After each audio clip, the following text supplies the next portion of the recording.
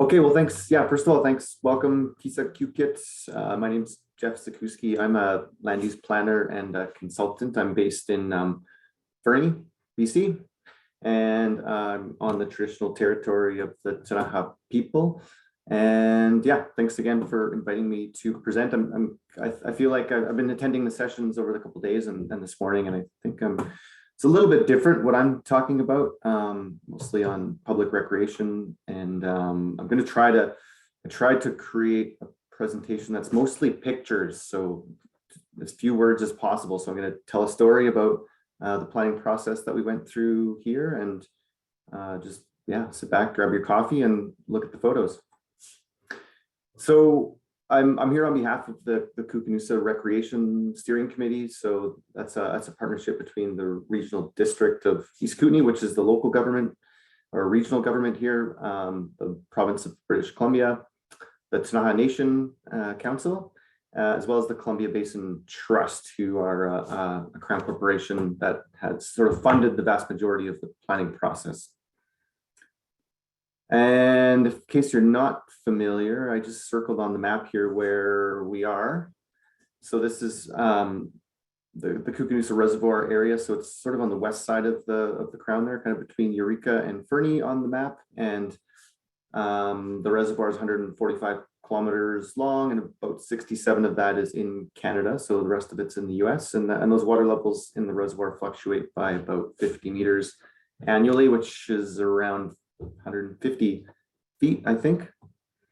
And Koocanusa is it's sort of an acronym. It stands for Kootenay, Canada, USA. So that's what Koocanusa is, in case you didn't know.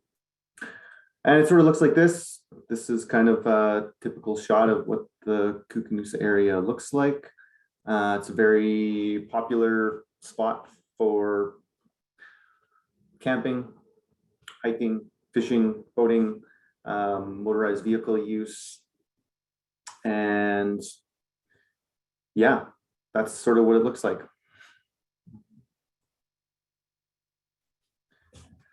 And so I guess the question is, why do we need a recreation strategy for this Koocanusa area? So this, I think this photo tells a bit of a story of some of the concerns that were raised by local residents and by stakeholders in the region about the kind of the growing recreation use that was happening on public land in the area. And most of those issues are kind of the result of, I would say, sort of poor legislation in British Columbia that essentially allows anybody to go and camp wherever they want on public land and take their motor vehicle wherever they want on public land. There's really no restrictions on where you can go or where you can camp, as long as you're not, in a park or protected area.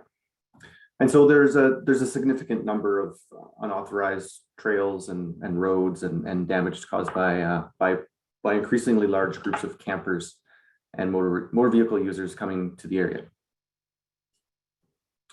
And so a few of those issues, I'll just walk through some of them here. So first of all, yeah, unauthorized trail development. So while you can sort of take your dirt bike wherever you want, or your mountain bike or whatever you have, you're not allowed to actually create trails or maintain trails. But there's wildlife and cattle in the area that create little trails, and those just sort of get worn in over time from motor vehicle uses and cause damage to ecosystems and sensitive grasslands and wildlife habitat that's in the area.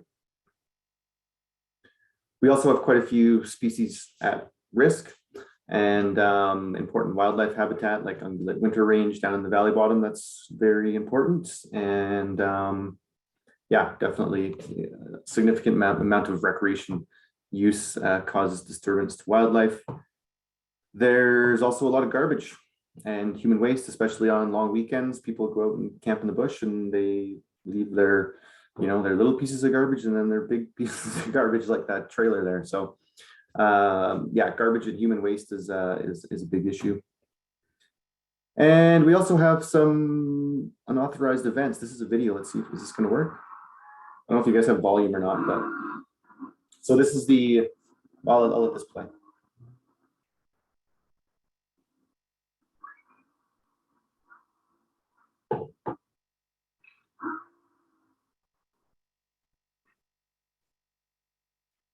Okay, so that's the annual mud bogging event that happens in the Koocanusa area, or did happen, I should say. So thousands of people came from all over Canada and the US to come and sort of do the mud bogging thing in the reservoir. Also aesthetic impacts, yeah, just from trails everywhere and damage to the land. There's definitely an impact to how things look and the aesthetics of it all. So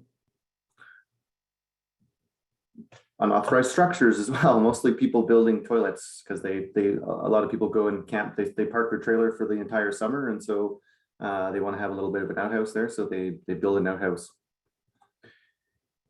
Another issue around abandoned and illegal campfires. So again, when you have people sort of all over the forest camping and we don't know where they are, and there's fire bans in place. There's a wildfire in 2008, and that led to a wildfire campfire ban.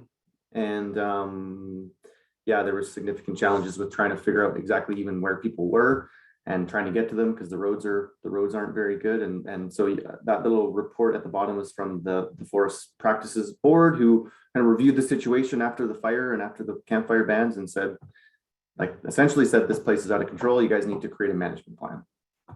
So which was one of the reasons that we did that. Also, we have invasive species that, you know, attached to people's tires on their bikes and their off-road vehicles and on their shoes and spread around. And I think when we have quite a significant problem with invasive species in the area. And I have this one as a kind of a question mark. We don't really know a lot about archaeological values. We know where some of the archaeological sites are and where some archaeological values are, but we don't really know the full extent of it. And so yeah, when you have this kind of uncontrolled recreation use happening on public land, then there's likely some impacts to those cultural archaeological values, even if we don't know exactly what those impacts are or where those values are. So now off to what do we do about all this? So this was sort of these are the issues that still somewhat exist in the area and did exist to a significant degree about 10 years ago. And I got involved with working with this Koocanusa Recreation Steering Committee in 2014. Since then, there's been over $1 million invested in recreation management planning. So that's increased enforcement and education and establishing trail networks and garbage facilities and conducting research and inventories of recreation use. And so I'm going to talk a little bit about some of the work we've done with that $1 million since 2014. So the first thing we did was we created a recreation strategy. So this was our first draft here in 2017, and then we've since created an updated draft to that. And yeah, I'll talk a little bit about what's in there and what that looks like. But I'll also say that that was developed through fairly significant engagement with local residents and stakeholders that are in the region. So back in 2014, we surveyed all the local residents and asked them about what types of impacts they were seeing and what they wanted the government to do about it. And then same in 2017, 2018, we did public surveys and yeah, just essentially polled people and asked them what sort of management solutions they wanted to see.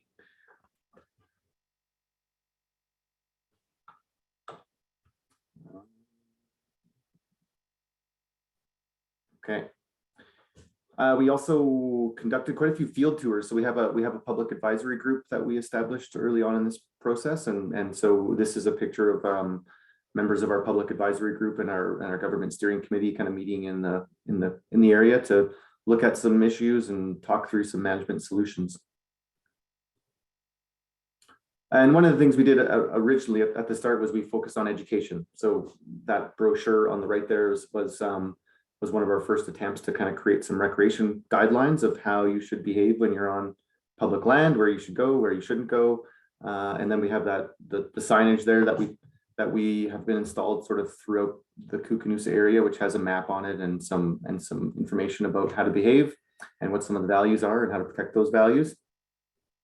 So I think we've distributed about 5,000 of those brochures each year since about 2015. Yeah, put them all over gas stations and stores and at campsites all across the area. And we also have a website that we kind of keep up to date with information. That's the Koocanusarecreation.ca if you want to go have a look. So then the other thing we did was we had to do an inventory. As I said, this is because there's just so many trails and camping areas or places where people camp that we wanted to get a sense of what that looked like. And so that essentially involved a group of people on electric mountain bikes cruising around through all of the trails and documenting, which trails are single track trails, double track trails, roads, what condition they're in, where people are camping, what types of impacts we're seeing. And so literally thousands of kilometers or miles, I guess, maybe, of trails and roads that are sort of crisscrossed throughout the area. So that was one of the first things we did was we got a sense of what that network looked like, and that was kind of something that helped us with the management plan going forward. And then we started some work to do some decommissioning and rehabilitation of some of these trails. You can see this on the left here is a trail that's kind of right next to the road, and it's sort of just a place where dirt bikers like to go and rip up the slope. So we started by decommissioning some of these high visibility areas, and that picture on the right there is of some members of our advisory group, our public advisory group, out with grass seed. So we decommissioned about overall about I think like over 100 kilometers of trails and about 100 different trailheads, and just sort of blocked them off, put up signage, planted some grass, and most of them are doing pretty good right now. We also increased enforcement, so we had additional natural resource officers and conservation officers present in the area each summer. They were mostly focused on education, although there was definitely some enforcement happening as well. And then in 2020, we came down with basically a regulation change in this whole Koocanusa area. As I said, in British Columbia, you can camp on public land anywhere you want. You can take your motor vehicle anywhere you want. And so we came down with a new regulation that said in this area you have to camp in a designated area, and you have to recreate with motor vehicle on a designated road or trail. And so this is where we're at now. So we've had this in place for a couple of years, and so essentially that's we have these maps now. If you go to our website, we have a series of maps that show you where all the designated roads and trails are, and you have to be on one of those designated roads and trails. And same with the camping areas. There's I'll show those next, but there's we have essentially maps with places where you can go, and if you're not on a designated road or trail, or you're not camping in a designated area, then you can get a ticket. And so this was our attempt of kind of getting a handle on some people call it random camping or public land camping. I mean, we call it undeveloped camping areas. So these are essentially areas that we've drawn a blob on a map, and we put up some signs in the field that say you can camp in this area here. And you can see if you look closely, you can see there's a little QR code on the bottom of that sign. So you can scan that QR code, and it pulls up a map and like gives you the little flashing blue dot, so you know where you are and whether you're inside the designated area or not. So we identified these 20 different undeveloped camping areas, which I think they represent about 95 hectares, which I think is about 200 acres, maybe something like that. And it's about 0.15% of the whole area. So the other 99 point something percent of public land in the Koocanusa you can no longer camp on. You have to be in one of the 20 designated areas. Oops. And so then the other thing we did was we reestablished mountain biking trail.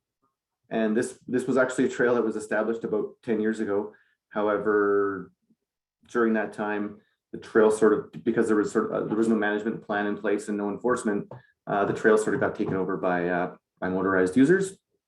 And so we put in place some new regulations in this area that restrict motorized access, and it's now extremely popular mountain biking and running trail. And you can see we have a little map that's on signage in the area and on our website and on Trail Forks and Strava and all those other sort of online devices that people use. So you can see there's like a 20 kilometers 3-loop system there, and there's a nice parking spot to stage from. And then we did the same thing with the motorized users. So there was literally, as I said, hundreds of kilometers of trails that had been established over the years just by people riding their dirt bikes all over the place. So we closed off the majority of those. We created about a 70-kilometer loop network of motorbike trails, which are sort of separated from the non-motorized trail network. And yeah, so far it's quite successful. The vast majority of users stay on the designated trail network, which is great. But not all of them. Yeah, that's not a thumbs up, just so you know. So that's just a guy ripping around and trying to talk to him about the designated trail network, and he was not into it.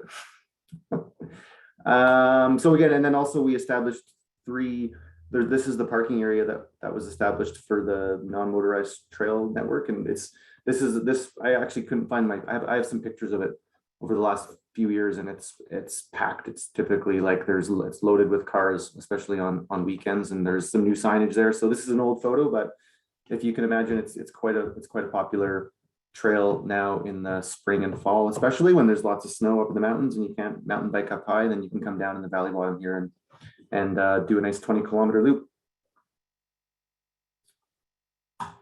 So I guess, yeah, just to wrap up, I think kind of the key things we learned and the key takeaways were that we were really able to resolve most of the recreation related issues in this area by having this designated network of roads, trails, and camping areas, and requiring recreation users to stay on those roads and trails and camping areas, and also doing some investments, right? Investing in a good trail network that mountain bikers and runners and also dirt bikers are going to want to go on, and that people are going to want to maintain over time. So that's it. Thanks. I don't know if there's time for questions or not, but. Well, we have 1 minute, Jeff. So maybe if someone has a question, that was great. And thanks. Those pictures are all great. I think. Yeah, good. Thanks. Pictures gave us a great sense of the place. That's great. There was some comments and whatnot in the chat. There might be some questions, but does anyone have a question that you want to raise your hand and ask Jeff directly? If not, I'll just maybe ask Jeff to take a look at the chat. Yeah, I saw a question from Peggy here. Did you put outhouses at the undeveloped camping areas? We haven't yet. No, people are expected to be self-sufficient when they go there, so they're expected to most of them are in trailers anyway, so they have outhouses in their trailers. But if we had more funds, and maybe in the future we would do that. But yeah, let me just see here.